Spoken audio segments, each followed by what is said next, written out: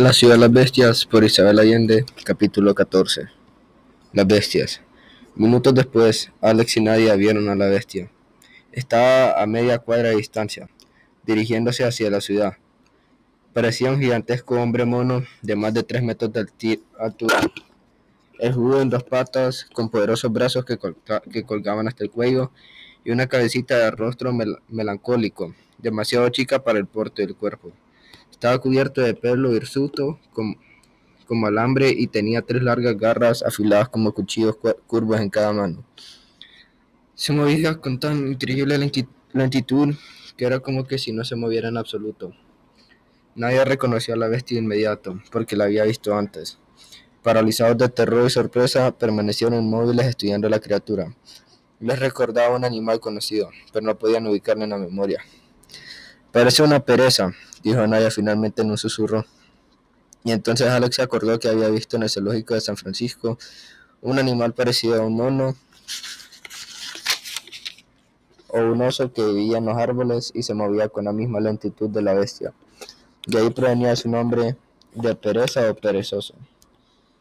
Era un ser indefenso, porque le faltaba velocidad para atacar, escapar o protegerse, pero tenía pocos predadores. Su piel gruesa y su carne agria no era plato apetecible ni para él más hambriento de los carnívoros. ¿Y el olor? La bestia que yo vi tenía un olor espantoso, dijo Nadia sin levantar la voz. Esta no es hedionda, al menos no podemos olerla hasta aquí, comentó Alex. Debe tener una glándula como los cerrillos y expele el olor a voluntad, para defenderse o inmovilizar a su presa. Los susurros de los muchachos llegaron al oído de la bestia, que se volvió muy despacio para ver de qué se trataba. Alex y Nadia retrocedieron, pero Gualimaí se adelantó pausadamente, como si imitara la pasmosa apatía de la criatura. Seguido a un paso de distancia de su esposa Espíritu, el chamán era un hombre pequeño. Llevaba a la altura de la cabeza de la bestia, que se elevaba como una torre frente al anciano. Su esposa y él cayeron de rodillas al suelo, postrados ante ese ser extraordinario. Y entonces los chicos oyeron claramente una voz profunda y cavernosa que pronunciaba unas palabras en la lengua de la gente de la neblina. Habla como un ser humano, murmuró Alex, convencido que soñaba. El padre Baldomero tenía razón, Jaguar. Eso significaba que posee inteligencia humana. ¿Crees que puedes comunicarte con ella? Si Vladimir puede, yo también, pero no me atrevo a acercarme, susurró Nadia. Esperaron un buen rato, porque las palabras salían de la boca de la criatura una a una con la misma cachaza con la que ésta se movía. Pregunta quiénes somos, trajo Nadia. Eso lo entendí. Entiendo casi todo, murmuró Alex adelantándose un paso. Olimaí lo detuvo con un gesto. El diálogo entre el chamán y la bestia continuó con la misma angustia parsimonía, sin que nadie se moviera, mientras la luz cambiaba en el cielo blanco, tornándose color naranja. Los muchachos pusieron que afuera de ese cráter del sol debía comenzar su descenso en el horizonte. Por fin, Gualimaí se puso de pie y regresó donde ellos. ¿Habrá un consejo? Los dioses anunció. ¿Cómo? ¿Hay más de estas criaturas? ¿Cuántas hay? Preguntó Alex, pero Gualimaí no pudo aclarar sus dudas porque no sabía contar. El brujo lo guió bordeando el valle por el interior del tepuy hasta que una pequeña caverna natural en la roca, donde se acomodaron lo mejor posible. Luego partió en busca de comida. Regresó con unas frutas muy amoríticas que ninguno de los chicos había visto antes, pero estaban tan hambrientos que las devoraron sin hacer preguntas. La noche se dejó caer de súbito y se vieron rodeados por la profunda oscuridad. La ciudad de oro falso, que antes resplandecía en candilandos, desapareció en las sombras. Gualimaí no intentó encender su segunda antorcha, que seguramente guardaba para el regreso por el laberinto, y no había luz por parte alguna. Alex dedujo que esas criaturas, aunque humanas en su lenguaje y tal vez en ciertas conductas, eran eran más primitivas que los hombres de las cavernas, pues aún no habían descubierto el fuego. Comparados con la bestia, los indios resultaban muy sofisticados. ¿Por qué la gente de la neblina los consideraba dioses si ellos eran tanto más evolucionados? El calor y la humedad no había disminuido, porque emanaban de la montaña misma, como si en realidad estuvieran en el cráter apagado de un volcán. La idea de hallarse sobre una delgada costra de tierra y roca, mientras más abajo ardían las llamas del infierno, no era tranquilizadora. Pero Alex dijo que si el volcán había estado inactivo por miles de años, como probaba la lujuriosa vegetación de su interior, sería muy mala suerte que explotara justo la noche en la que él estaba de visita. Las horas siguientes transcurrieron muy lentas. Los jóvenes apenas lograron dormir en ese desconocido. Recordaban muy bien el aspecto del soldado muerto. La bestia debió usar sus enormes garras para estriparlo de manera horrenda. Porque el hombre no escapó o disparó su arma. La tremenda lentitud de la criatura le había dado tiempo sobrado. La explicación solo podía estar en la fetidez paralizante que emanaba. No había forma de protegerse si las criaturas decidían usar sus glándulas odoríficas contra ellos. No bastaba taparse la nariz, el hedor penetraba por cada poro del cuerpo, apoderándose del cerebro y la voluntad. Era un veneno tan mortal como el curaré. ¿Son humanos o animales?, preguntó Alex, pero Valimaí tampoco pudo contestar porque para él no había diferencia. ¿De dónde vienen? Siempre han estado aquí, son dioses. Alex imaginó que el interior del Tepuy era un archivo ecológico donde sobrevivían especies desaparecidas en el resto de la Tierra. Le dijo a Nadia que le dijo a Nadia que seguro que se trataba de antepasados de las pesadillas que ellos conocían. No parecen humanos, Anguila.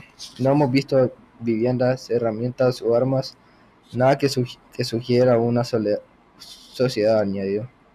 Pero hablan como personas, Howard, dijo ella. Deben ser animales con el metabolismo muy lento. Seguramente viven cientos de años y tienen memoria de esa larga vida. Pueden aprender muchas cosas, incluso hablar. ¿No crees? Enturó Alex. Hablan la lengua de la gente de la neblina. ¿Quién la inventó? ¿Los indios se la enseñaron a las bestias o las bestias se la enseñaron a los indios? De cualquier forma, se me ocurre que los indios y las perezas han tenido por siglos una relación simbiótica, dijo Alex. ¿Qué? Preguntó ella, que nunca había oído esa palabra. Es decir, se necesitan mutuamente para sobrevivir. ¿Por qué? No lo sé, pero voy a averiguarlo. Una vez leí que los dioses necesitaban a la humanidad tanto como la humanidad necesitaba a sus dioses, dijo Alex.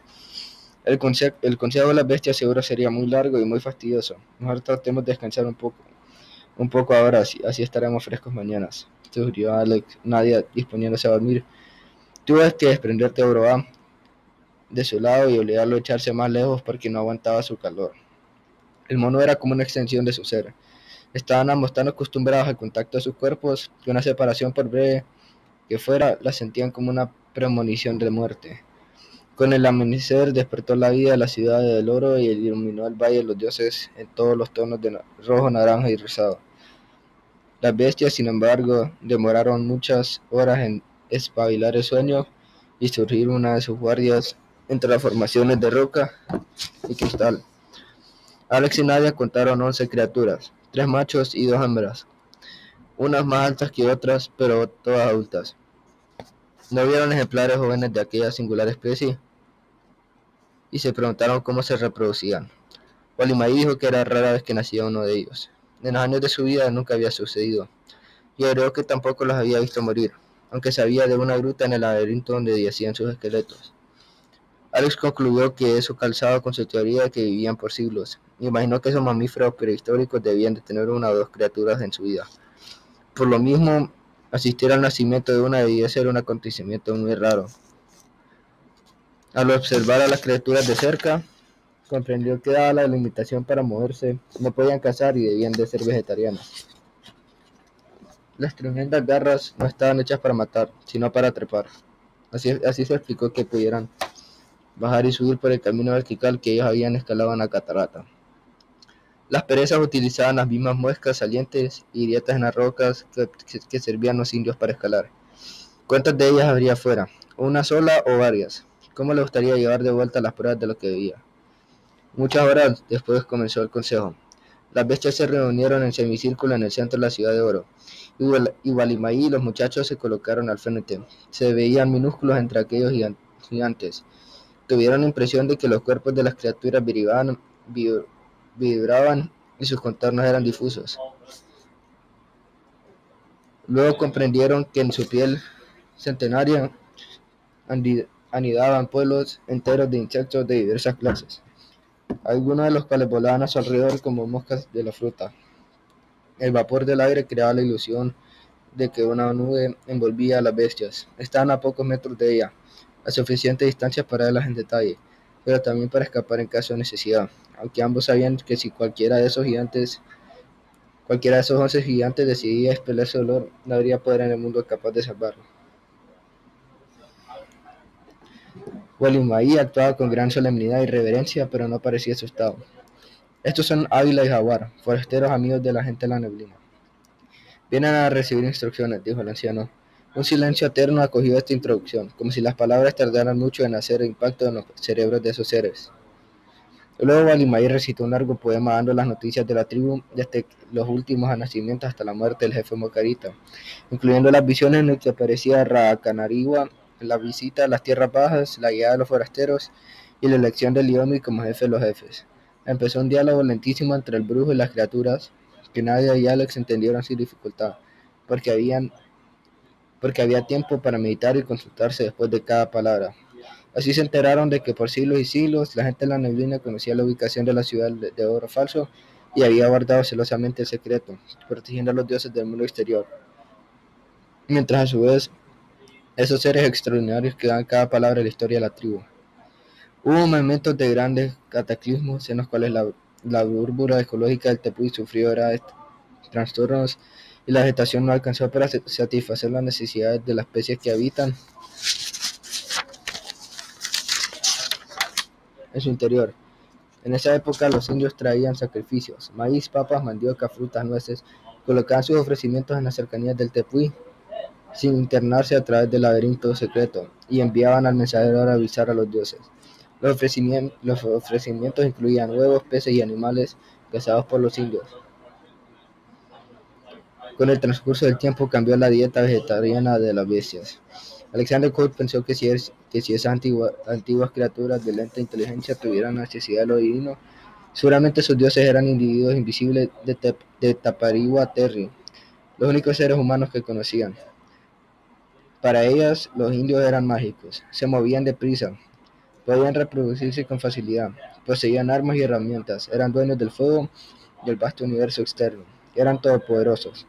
Pero las gigantescas perezas no habían alcanzado una etapa de la evolución en la cual se contempla la propia muerte y no necesitaban dioses. Sus larguísimas vidas transcurrían en el plano puramente material. La memoria de las bestias contenía toda la información que los mensajeros de los hombres les habían entregado. Eran archivos vivientes. Los indios no conocían escritura, pero su historia no se perdía, porque las perezas nada olvidaban.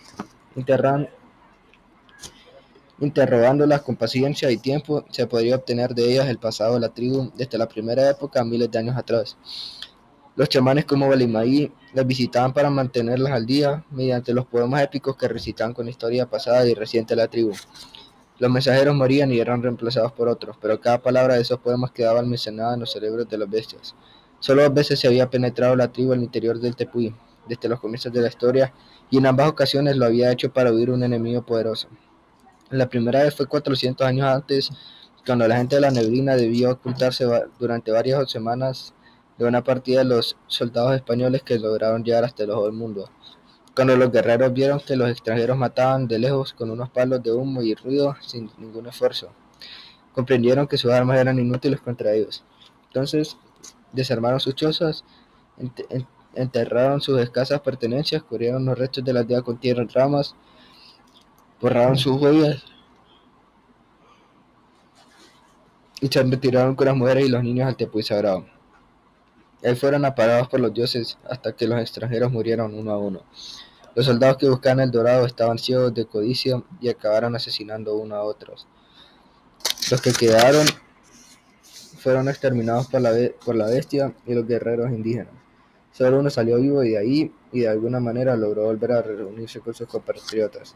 Pasó el resto de su vida loco, atado a un poste en el asilo de Navarra, perorando sobre gigantes mitológicos y una ciudad de oro puro. La leyenda perduró en las páginas de los cronistas del Imperio Español, alimentando la fantasía de los aventureros hasta el día de hoy. La segunda vez había sido 3 años atrás, cuando los grandes pájaros de ruido y viento de los Nahab aterrizaron en el ojo del mundo. Nuevamente se ocultó a la gente de la neblina hasta que los extranjeros partieron, desilusionados porque no encontraban las minas que buscaban. Sin embargo, los indios, advertidos por las visiones de Balimaí, se preparaban para su regreso. Esta vez no pasaron 400 años antes que los Nahab se aventuraran de nuevo al altiplano, porque ahora podían volar. Entonces la bestia decidieron salir a matarlos, sin sospechar que habían millones y millones de ellos. Acostumbrados al número reducido de su especie, creían que podían exterminar a los enemigos uno a uno. Alex y Nadia escucharon a la bestia contar su historia y fueron sacando muchas conclusiones. Por eso no ha habido indios muertos, solo forasteros, apuntó Alex maravillado.